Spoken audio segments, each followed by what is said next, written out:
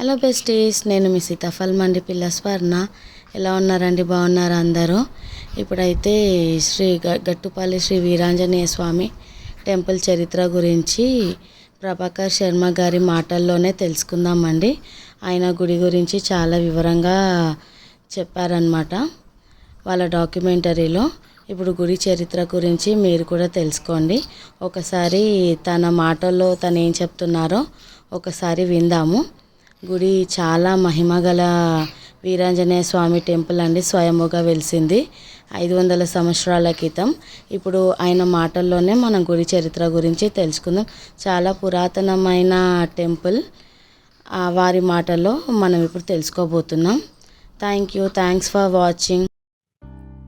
భారతదేశంలోని ప్రతి గ్రామంలో శ్రీ సీతారామాంజనేయ స్వామి వారి దేవాలయం కొలువు ఉంటుంది అని మన తెలుగువారైన కంచర్ల గోపన్న, అంటే శ్రీరాముని పరమభక్తుడైన శ్రీ రామదాసు గారు అరటి చెప్పారు.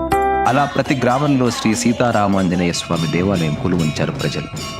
కానీ వారు చెప్పే కన్నా ముందే మన భారతదేశంలో చాలా చోట్ల స్వయంభుగా వెలిసిన ఆంజనేయ స్వామి దేవాలయాలు చాలా ఉన్నాయి. అందులో ఒకటి ఈ గట్టుపల్లి శ్రీ వీరాంజనేయ స్వామి దేవాలయం.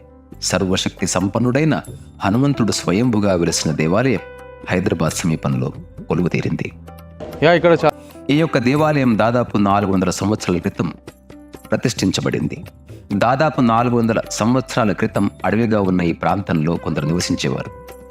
కొందరు అటుగా అడవిలోకి వెళుతుండగా ఒక రాతి శిలని చూసి ఈ యొక్క రాతి శిల అచ్చం ఆంజనేయ స్వామి వారి విగ్రహం వలె కనిపించడంతో గ్రామ పెద్దలకు తెలియజేయడం జరిగింది. ఆ గ్రామ పెద్దలు అందరూ చేరి ఆనాడు కుతుబ్ షాహీ వంశానికి చెందిన తానిషా పరిపాలనలో మహేశ్వరంకు మంత్రులుగా పనిచేసిన అక్కన్న మాదన్నలకు తెలియజేశారు. అప్పుడు అక్కన్న మాదన్నలు కొంత సైన్యాన్ని పంపి ఈ విగ్రహాన్ని మహేశ్వరం గడికోటకు తీసుకుని రమ్మంటారు. అక్కడికి వెళ్లిన సైన్యం అంతా కలిసి ఈ స్వామివారి విగ్రహాన్ని బండిలోకి ఎక్కించి తీసుకుని వస్తుండగా ప్రస్తుత దేవాలయం ఉన్న గట్టుపల్లి శివారు ప్రాంతానికి రాగానే బండి యొక్క కుడివైపు వెళ్ళు విరగడంతో బండి ముందు కదలేదు. అయితే ఈ బండి నుంచి మరో బండిలోకి మార్చడానికి సైన్యమంతా ఎంతో కష్టపడి అలసిపోయారు. ఈ విషయాన్ని తన సైన్యంలో ఒకరు అక్కన్న మాదన్నలకు తెలియజేశారు. వారు వచ్చి గుర్రాలు ఏనుగులు కట్టి ఎంత ప్రయత్నం చేసినా ఫలితం లేకుండా పోయింది. ఇక చీకటి పడటంతో అక్కన్న మాదన్నలు అక్కడే బస చేశారు.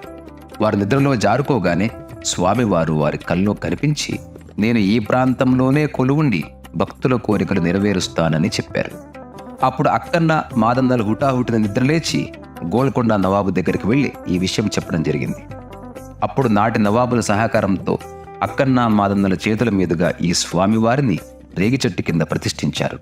అప్పటి నుంచి స్వామివారు శ్రీ వీరాంజనేయ స్వామిగా మనకు దర్శనమిస్తాడు. ఆలయ ప్రాంగణ విషయానికి వస్తే ఈ ఆలయం 5 ఎకరాల విస్తీర్ణంలో పచ్చని చెట్లతో స్వచ్ఛమైన వాతావరణంలో ఈ ఆలయం కొలువుదీరింది. ఆలయ నిర్మాణం గత 100 సంవత్సరాల క్రితం ఎత్తైన రాతి శిలలతో చుట్టూ ప్రహరీ మరియు భక్తులకు విశ్రాంతి ప్రాంగణం నిర్మించారు. తరువాత గ్రామ పెద్దలు కూడి ఈ యొక్క ఆలయాన్ని మరింత అభివృద్ధి చేయాలని దాదాపు 20 సంవత్సరాల క్రితం అంటే 2003లో ఒక కమిటీని ఏర్పాటు చేశారు.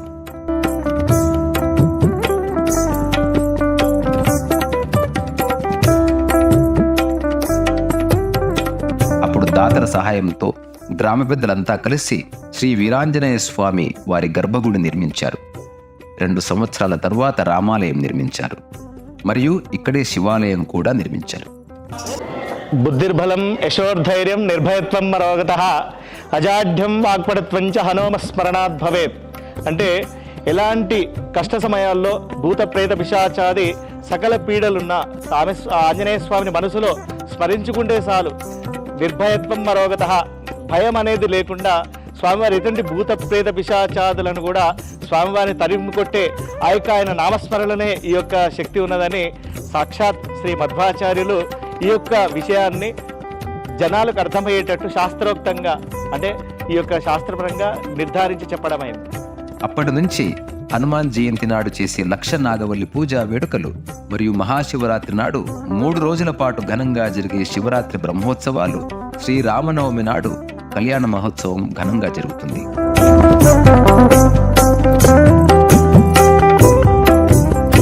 ఇక్కడే శివాలయం ఉండటం అన్నది ఒక విశేషంగా భావిస్తారు.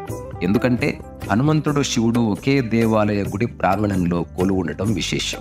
అప్పటి నుంచి దేవాలయ కమిటీకి వచ్చే విరాళాలతో మరియు దాతల సహకారంతో ఈ యొక్క ఆలయాన్ని అభివృద్ధి చేస్తూ ఎత్తైన రాజగోపురం నిర్మించారు మరియు భక్తులకు విశ్రాంతి ప్రాంగణాలు నిర్మించారు. స్వామివారి మార్గ విషయానికి వస్తే ఈ ఆలయం మహేశ్వరం మండలంలోని గట్టుపల్లి గ్రామానికి శివారులో కొలువు తీరింది. ఈ ఆలయం హైదరాబాద్ ఔటర్ రింగ్ రోడ్డు పెద్ద గోల్కొండ ఎగ్జిట్ నెంబర్ 15 నుంచి 11 కిలోమీటర్లలో మనకు ఈ ఆలయం దర్శనమిస్తుంది. గుడి ప్రాంగణానికి రాగానే పచ్చని చెట్లతో ఆహ్లాదకరమైన వాతావరణంలో గుడి ముందు ఎత్తైన మహామర్రి వృక్షం కనిపిస్తుంది. దాని ముందు ఎత్తైన రాజగోపురం ఎంతో నైపుణ్యతతో కట్టిన కట్టడం మనకు అమోఘంగా కనిపిస్తుంది.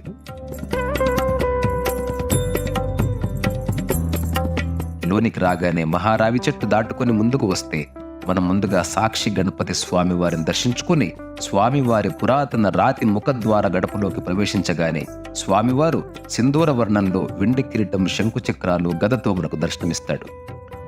సముద్రం అంత జ్ఞానం ఉందట, మన దగ్గర ఎంత ఉంది? ఒక చుక్క అంత కూడా లేదు.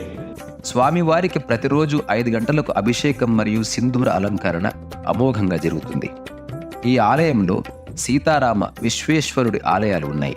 అందుకే ఈ ఆలయంలో సంవత్సరం పాటు ప్రత్యేక పూజలు జరగడం ఆనవాయితీగా వస్తుంది. ఇక్కడ చాలా భక్తులు రోజు 11 గంటలకు సత్యనారాయణ వ్రతాలు కూడా జరుపుతుంటారు. స్వామివారి లోబి నుంచి నీటిని తీర్థంగా ఇవ్వడంతో ఎటువంటి రోగాలైనా మాయం అవుతాయని ఇక్కడ ప్రజలు ఇప్పటికీ చెబుతుంటారు. ఆంజనేయుడు సర్వశక్తి సంపన్నుడైన హనుమంతుడు స్వయంభుగా వెలిసిన ఈ వీరాంజనేయ స్వామి ధైర్యంతో పాటు కోరిన కోరికలు తీర్చే భక్త వరదుడిగా, సంతాన ప్రదాతగా పూజలు అందుకుంటున్నాడు. ఇటువంటి దేవాలయాన్ని మనం కూడా చూసి తరిద్దాం రండి.